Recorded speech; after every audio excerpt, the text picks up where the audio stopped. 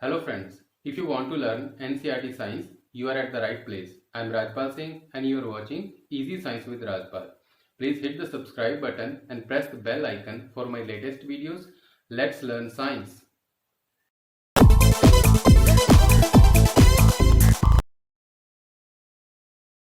Welcome to the second video of chapter 5, the fundamental unit of life.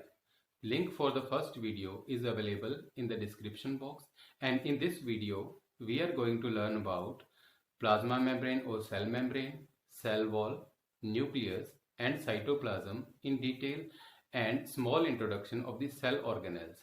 There will be a third video in which we will discuss the cell organelles in detail.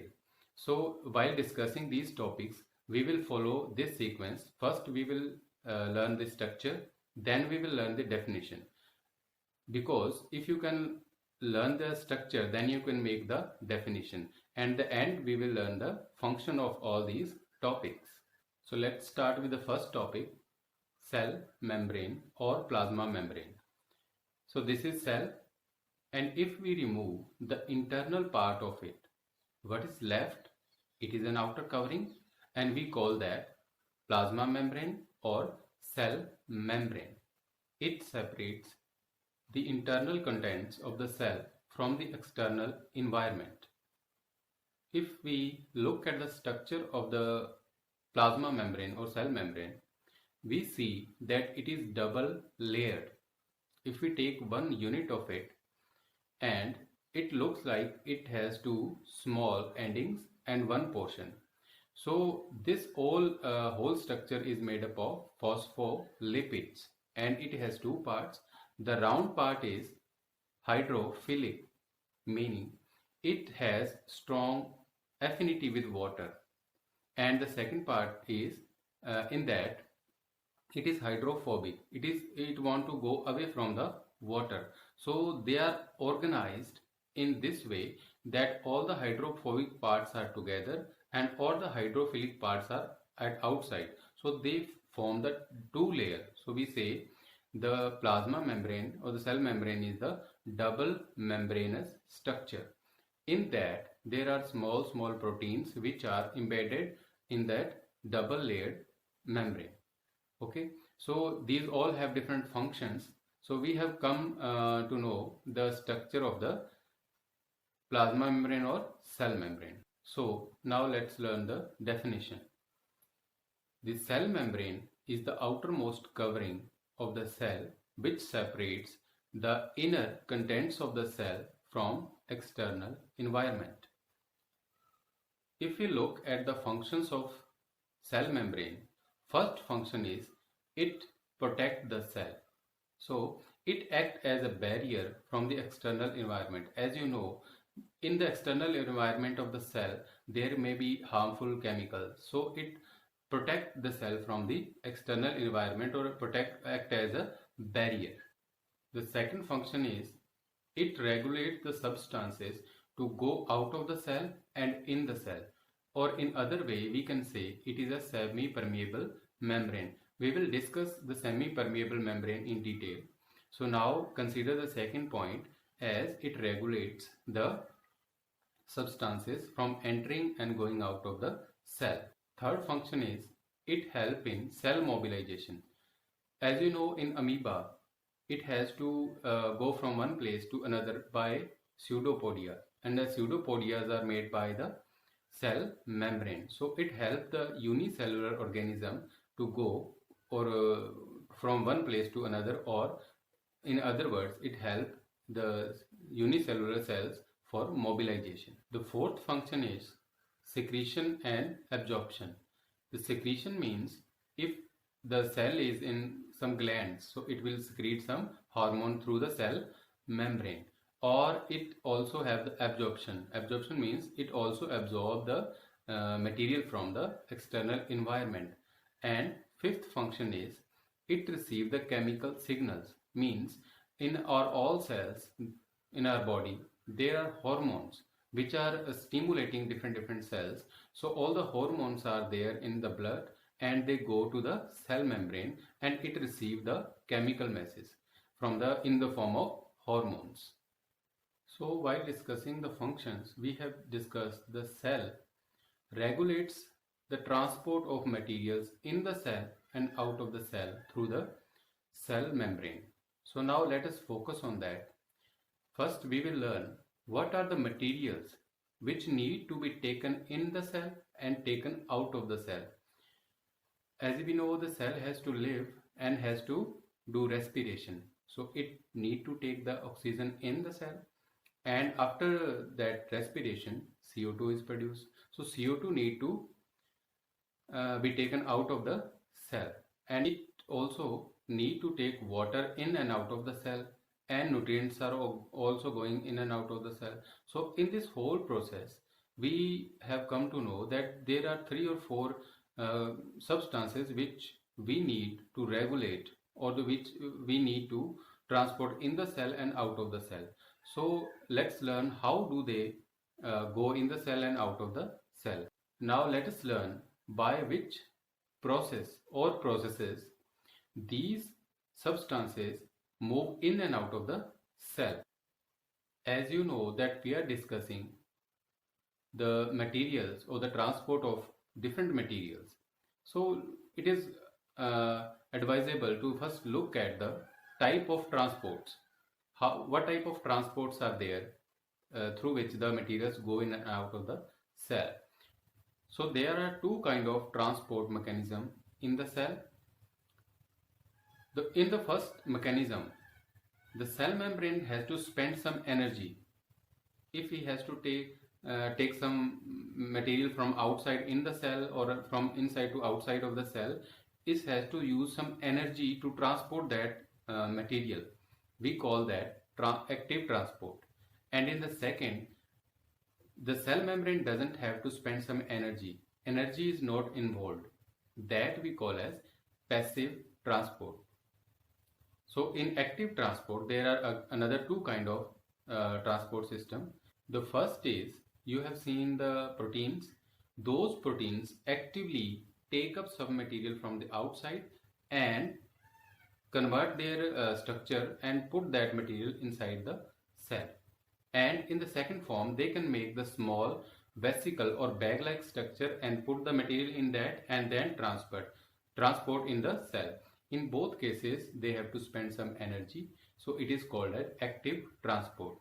And now let's understand the passive transport. In the passive transport, as we have discussed, first, simple diffusion is there, as we have discussed in transport of carbon dioxide and oxygen. And the second is facilitated diffusion.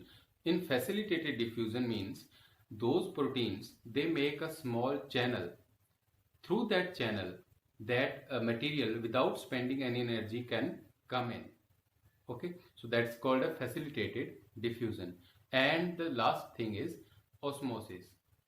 Osmosis is the movement of molecules from the higher concentration to the lower concentration. Example is water. So these are the type of you can say transport in the cell and out of the cell. So first we will discuss the movement of oxygen and carbon dioxide through the cell membrane.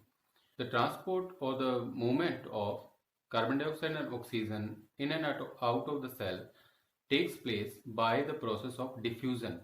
So now what is diffusion? Diffusion is mixing of different substances on their own. Let's take one example. If you take water and you put salt on it and you don't do anything and leave it for some time, and you see that after some time it dissolves in it. So molecules of the salt dissolve into the molecules of the water on their own. If you burn an incense stick in your house, the fragrance of that comes in all the rooms because the air is present, and that smell also mixes with it on their own. If something is being cooked in the kitchen and you receive the smell of that by the process of diffusion, so now you know that all the substances, if they mix by their own, there is no separation, we call that diffusion. Or by the process of simple diffusion, the carbon dioxide and the oxygen gases comes in and goes out of the cell membrane.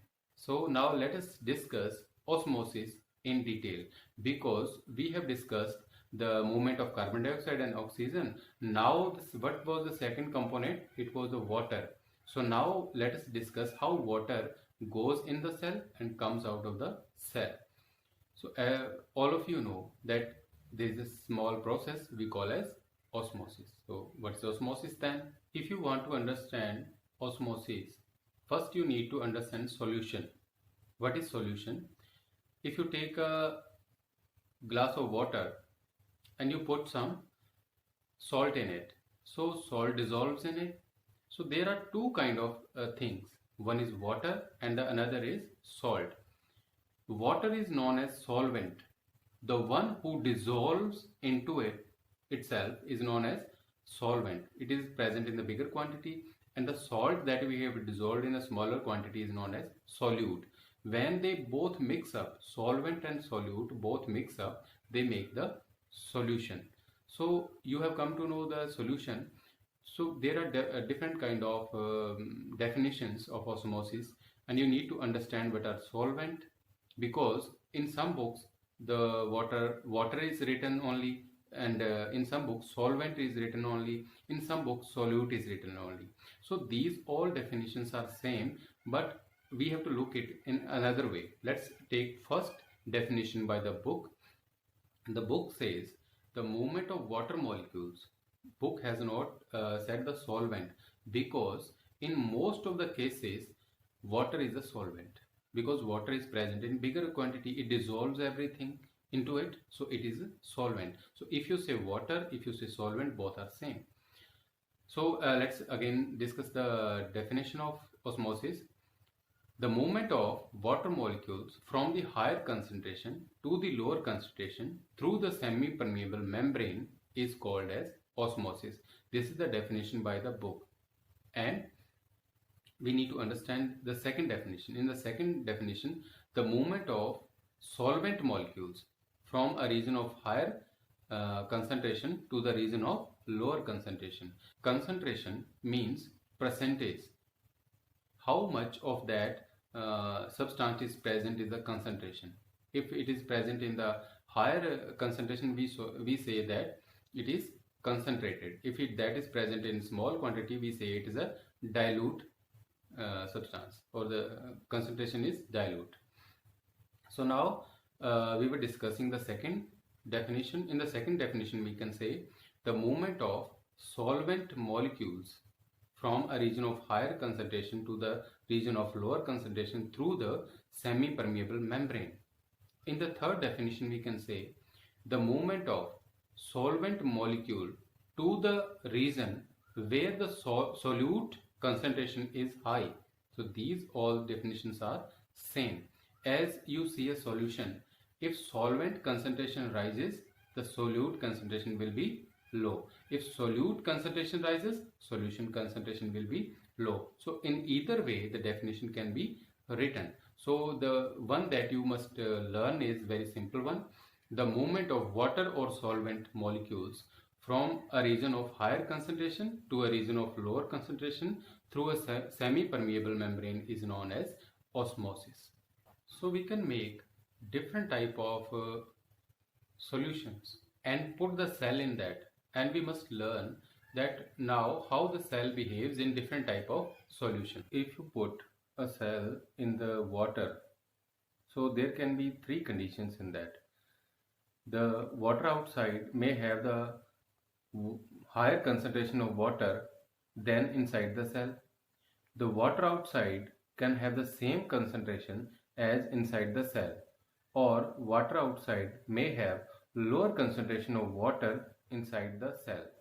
As I have explained you that in a solution there are solvent and solute. So it means that if water concentration is higher outside, so higher outside the solute concentration is low. Okay, so if the water concentration is lower outside the cell, that means solute concentration is higher outside the cell. But in the osmosis, we are mainly concerned about the water. But if you put any cell in any water, there will be movement of water inside and outside also. Both movement will always go, but the solution that is outside decide that how the water, in which direction water will move in a more quantity. So let's take first example. If the water concentration is higher outside, we say that solution is hypotonic. In hypotonic solution, water concentration is higher outside, so water will move inside the cell, because inside the cell the water concentration is low. So from higher concentration to the lower concentration, the water will move and the cell will swell up. In the second condition, if we put a cell in a solution in which the water concentration outside and inside is same, equal, we say it is an isotonic solution. In an isotonic solution, there will be inward movement and outward movement. As I have explained, these movement will always go. The quantity of water that will enter in the cell and come out of the cell will be same. So there will be no shrinkage or swell up of the cell. There will no net movement of water. And in third condition, if you put a cell in a solution in which water concentration is low and inside the cell the water concentration is higher, so now the condition is that from inside the cell the water will move out into the solution, because inside the cell water concentration is higher and outside the cell the water concentration is lower. So we say this kind of solution is hypertonic. And in hypertonic, if water moves out, the cell will shrink. So these are the three conditions of a cell if we put in a solution. First condition, hypotonic, means outside water concentration is higher, the water will move inside. And in the second, both the concentration inside and outside cell is same, the solution is isotonic, no net movement of water. And in third condition, the water percentage or concentration is higher inside the cell and it will move out, because outside the water concentration is lower and the solution is hypertonic and cell will shrink. Now let's understand the activity 5.3. It is about osmosis by an egg. So it has two parts, A and B. In part A, what we will do is we take egg and put in a hydrochloric solution. You can use the dilute hydrochloric solution. It is HCl, and that HCl which will react with the outer covering of the shell, that calcium carbonate, and it will dissolve. As sometime you also open an egg and you see small skin inside, the white color skin inside, that is a cell membrane. So that will come out because outer shell is dissolved. So we put that egg of which outer shell is dissolved into a water where water concentration is higher outside. So what will happen?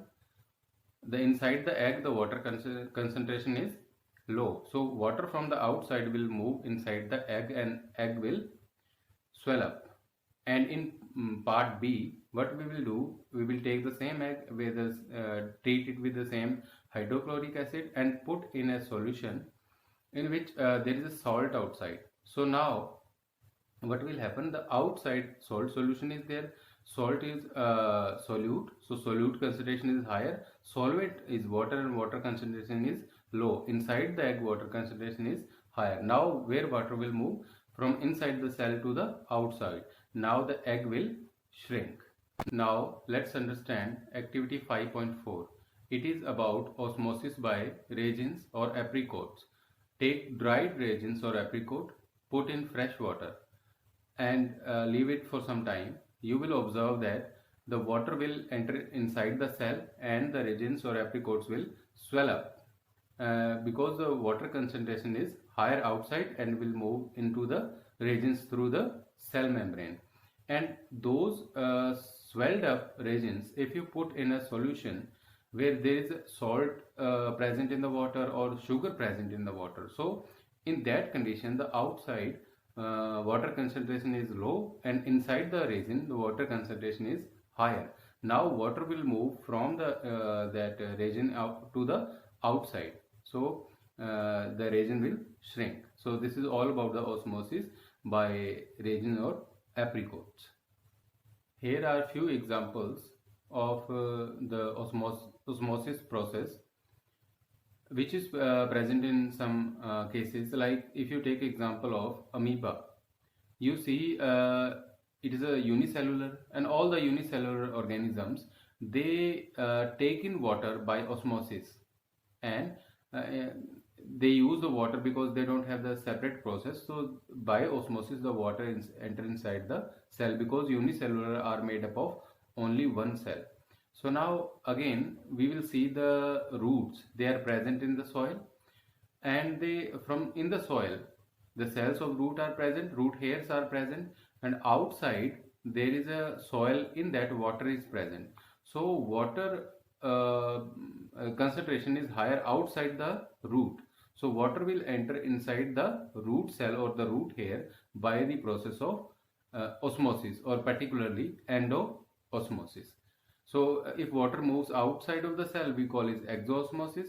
If water moves inside the cell, we call it endoosmosis.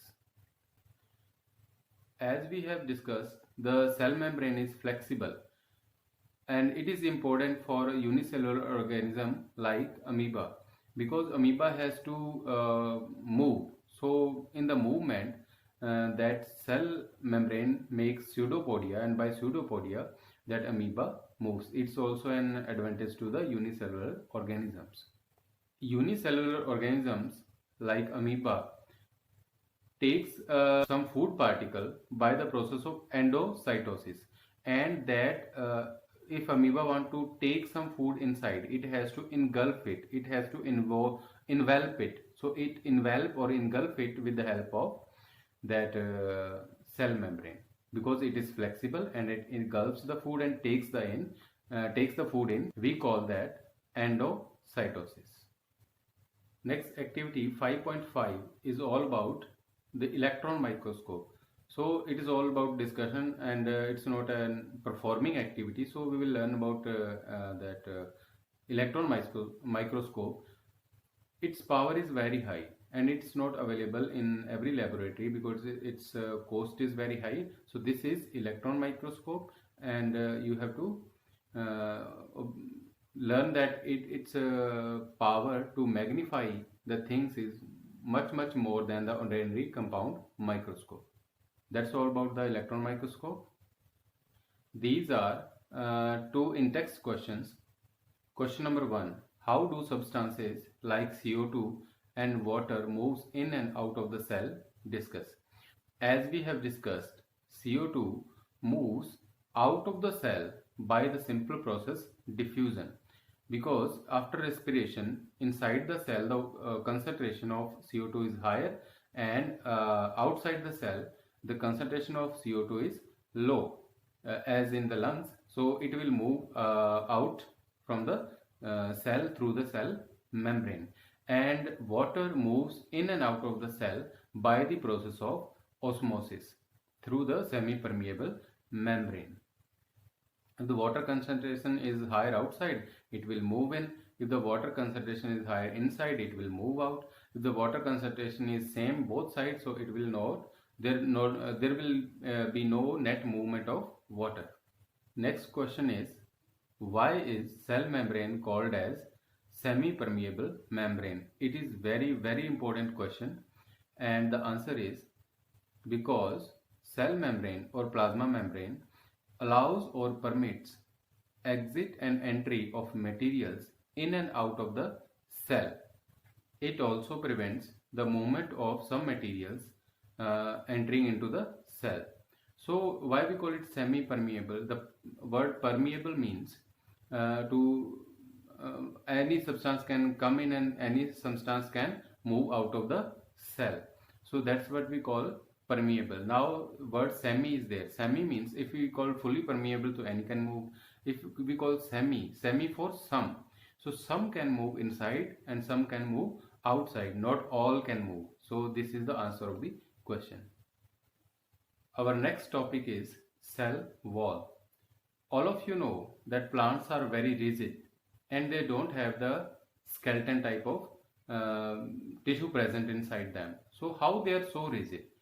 Because all the plants have one more hard and rigid structure outside the cell membrane, and we call that cell wall. So here is the structure of the cell wall.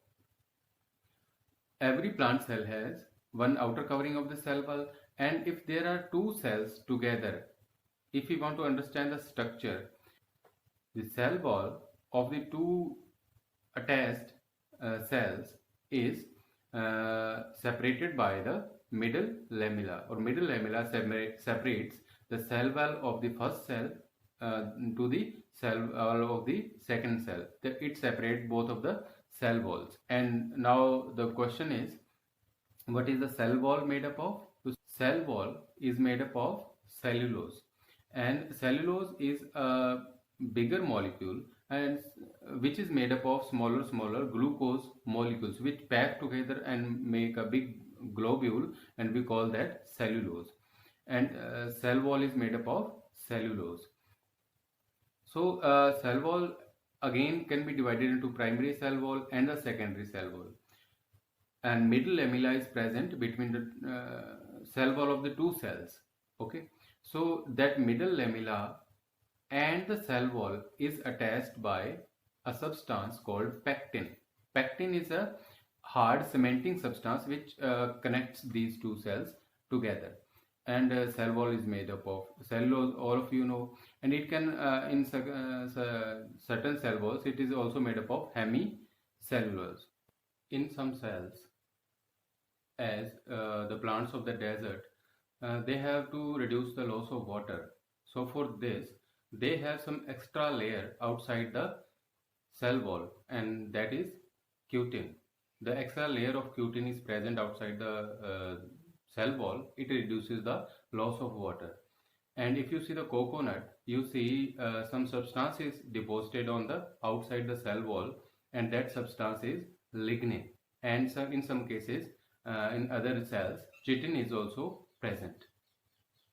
This is all about the structure of the cell wall. Now let's understand the definition of the cell wall.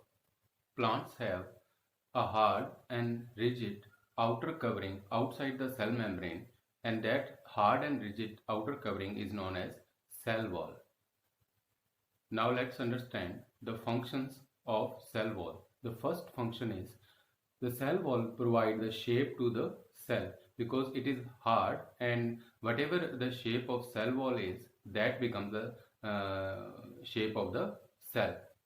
The second function is it provides the support to the cells, and in turn it also provides the support to the plant.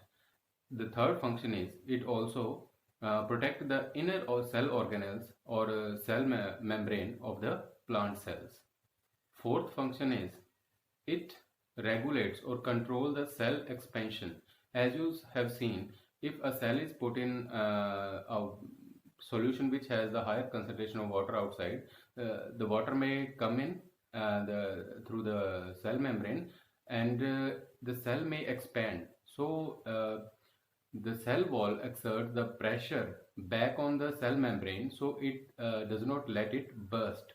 So it regulates the expansion of the cell by regulating the or by putting the pressure back on the cell membrane. Now let's understand plasmolysis.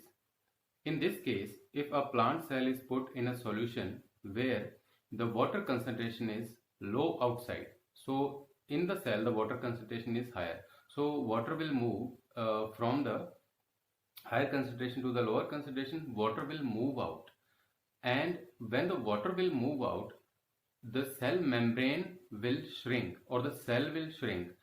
All of you know that the cell wall is hard and rigid, it will not shrink.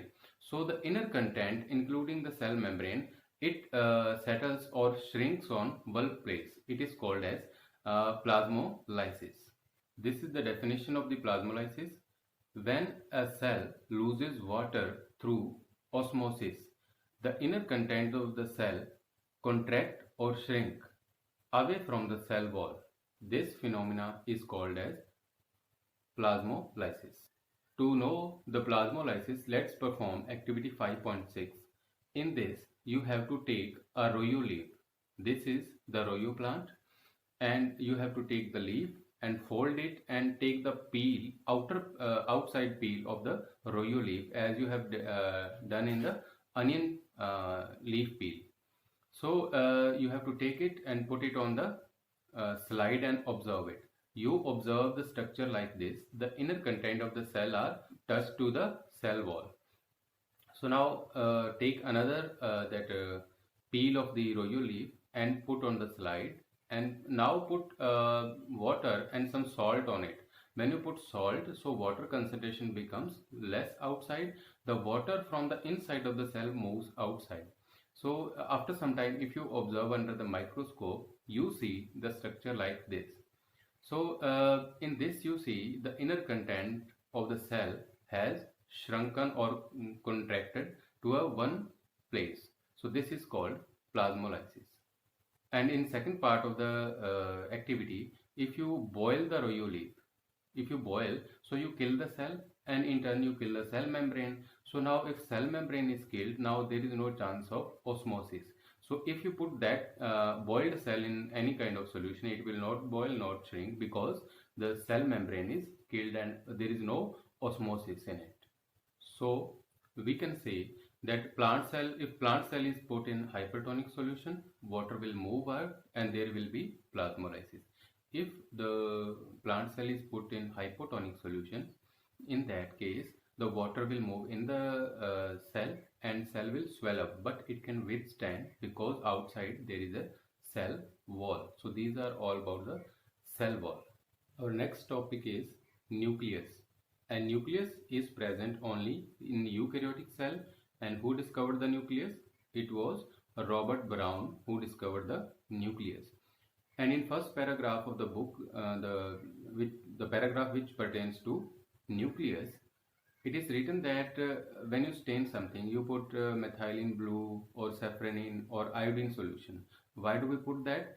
Because if we don't put that, the cell contents cannot be seen, because they are of the same color. If you put some staining material like safranin, iodine, so in that case different part of the cell gets differently colored, so you can observe them. So while observing onion peel, you observe that there was a very dark spot inside the cell, in the middle of the cell.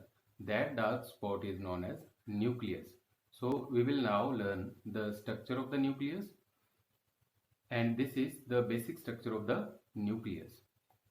As you see, the outside there is a membrane. We call that membrane nuclear membrane, and it is a porous structure and double layered. Why pores are there? Because nucleus has to coordinate with the other organelles of the cell.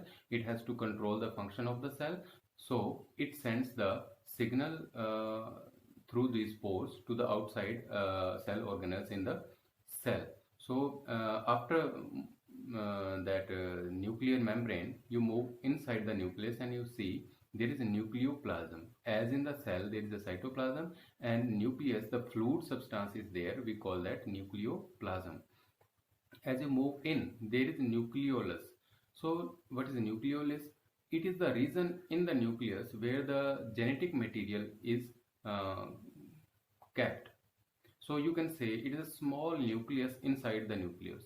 In the nucleolus, you see there is a genetic material. Now the genetic material in the nucleus is present in two forms. When the cell is dividing, it is in different form, and when cell is not dividing, it is in different form. So when the cell is not dividing, this genetic material is present in the form of chromatin. What is chromatin? So chromatin is a thread-like structure composed of the genetic material. So it is irregularly entangled mass of thread-like structure, and we call it the chromatin. But when the cell has to divide, it takes this shape, and this shape is called as chromosome. It condenses itself and makes this shape. As you observe, in this shape there is a spot, and we call it centromere. So the genetic material inside the cell is present in the nucleus and in further in the nucleolus, and it is present in two forms. the chromosome and chromatin. When cell is resting, not dividing, it is present in the form of chromatin, and the chromatin is a thread-like entangled mass of genetic material. And when cell has to divide, it forms the chromosomes. In the form of chromosome, the genetic material is present. If we further see the chromatin and see the genetic material, it is composed of DNA and nucleoplasm. The nucleoplasm is composed of two types of proteins, histones and non-histones. Structural proteins are histones and functional proteins are non-histones. So now all the genetic material is present in the form of DNA. And DNA is the blueprint of our information regarding our body. What kind of our hair color will be, what kind of our eyes color will be, and all the genetic information, what will be our height. So all these information we have gathered from our parents, and these all are in the form of DNA and present inside the nucleolus. So what is the full form of DNA? It is deoxyribonucleic acid. It's a double helix structure. Okay, so it contains all the information regarding our the body, what kind of cell will be there, and all the features of us. So now it is a complete structure, but any particular color, if you want to see that which part controls the color of the hair, that typically feature is controlled by genes. So what are genes? The DNA is the biggest structure, and small functional segment of DNA is known as gene, which controls one particular feature of us. Okay, so now we have come to know the genes. So this is all about the structure of the nucleus. Outside there is a nuclear membrane, inside there is a nucleoplast, and in that there is a nucleolus. In nucleolus, the genetic material is present in two types. When the cell is dividing, it is in the form of chromosome, and when the cell is not dividing, it is in the form of chromatin. And it is present in the form of DNA, and DNA has small segments, and functional segment is that small functional segment is known as gene. Let's understand the definition of the nucleus. Nucleus is defined as the double membraned eukaryotic cell component which contains the genetic material. Now let's understand the functions of the nucleus. The first function given in the book is the nucleus is responsible for construction and organization of the cell. Construction means how the cell will be formed, and organization means how the cell will function, what will be the organelles present in the cell.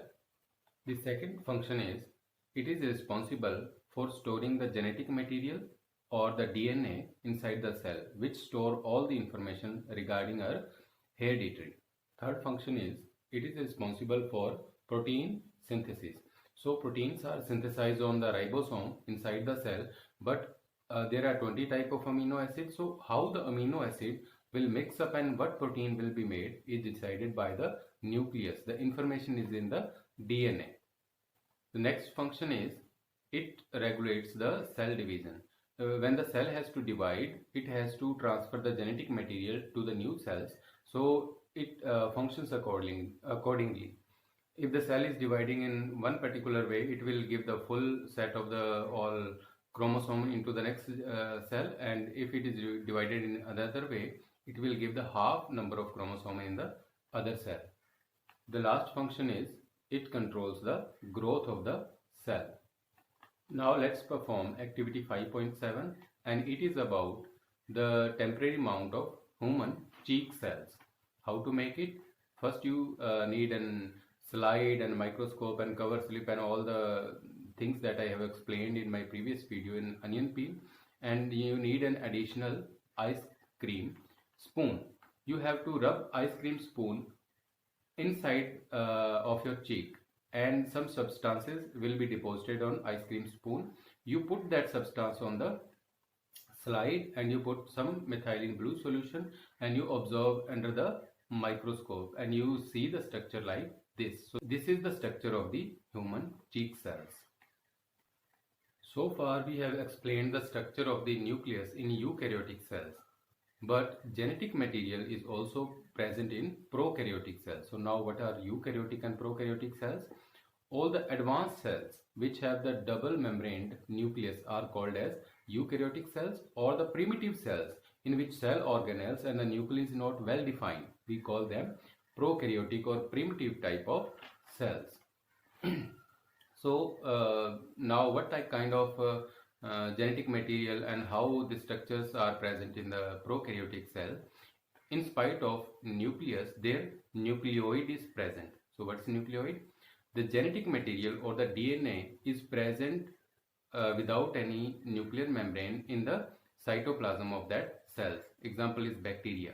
So the nuclear region is poorly defined. There is no boundary. It is generally present in the as a mass of genetic material. So that we call as nucleoid. So here is the definition of the nucleoid.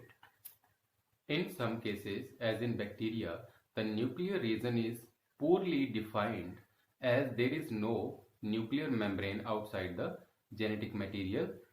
Such undefined nuclear regions are known as nucleoid, in which the nucleic acid or the genetic material is present in the cytoplasm. Cell organelles are also poorly defined in prokaryotic cells. If you take example of eukaryotic cell, chlorophyll is present in plastid, a very organized cell organelle. But if you talk about the prokaryotic cells, it is present in a bag-like structure. It is not well defined. So this is the basic difference between eukaryotic and prokaryotic cells. Prokaryotic cells have nucleoid in spite of nucleus. The next topic is cytoplasm. As you see, as you have seen in different temporary mounts, there is an area from nucleus to the cell membrane. It contains very less stain.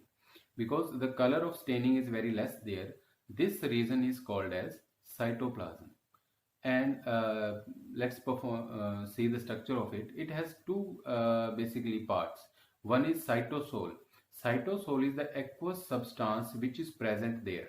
It is mainly water is present in that, and some minerals, proteins, and some substances are present there. So it makes the aqueous part of the cytoplasm.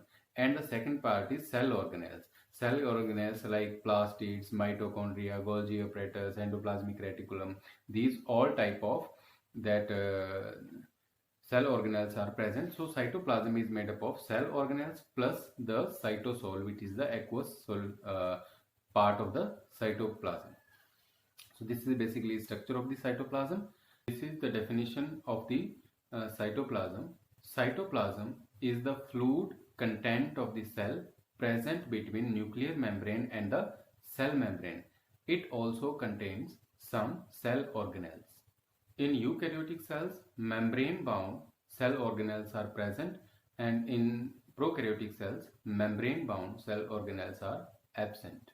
So now in the chapter, cell organelle part is left, which will be explained in the next video. This is the question which is in your NCERT book. You can pause the video and note it down if you want. All the answers are written. Some vacant spaces are given in the book.